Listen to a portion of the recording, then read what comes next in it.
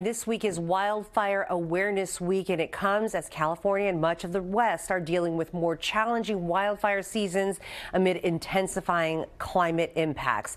Let's take a look at some of these numbers here, and you can see last year in several North Bay counties, about 676 acres burned compared to more than 2,600 the year before. CalFire is working to make progress on fuel reduction and fuel mitigation.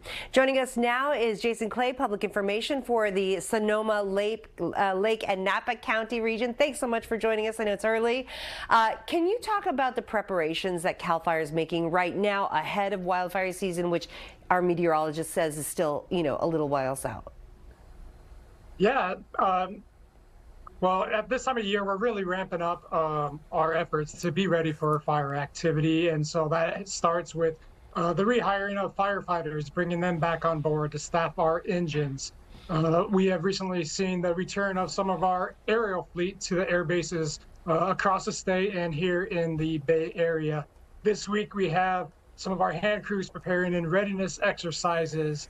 And we also have defensible space inspectors that are out meeting with homeowners across the state to help prepare them and their properties for the threat of wildfire. All right, so you're getting some of your equipment back, but do you have any new equipment or new technology that might help this year? Yeah, on a couple different fronts. One exciting aspect when we talk about technology and the investments we've made in technology highlights our partnership with the Alert California system and UC San Diego. And so we've incorporated some AI technology into the wildfire detection, and we've already seen a little bit of returns on that. We've had some wildfires that the artificial intelligence has detected and alerted our dispatchers before that first 911 call has come. And then another exciting aspect, we talk often about our aviation program. We'll be having 7 C-130s that we're working on coming on board to join our aviation fleet, and that helps bolster our forces. It gives us a chance to get to those fires quickly before the boots on the ground can get to them and put the fires out. All right, now I heard you a moment say that your inspectors are out and about.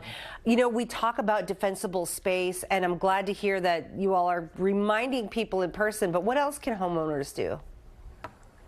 They could educate themselves. They could get ready with their neighborhood. Maybe they could help an elderly neighbor to do that important defensible space work. It's also very important that you do some pre-planning. Wildfire can strike at any time, and you don't want to be caught off guard. So are you having your go bag ready? Do you have that plan for your family of where you're going to evacuate to?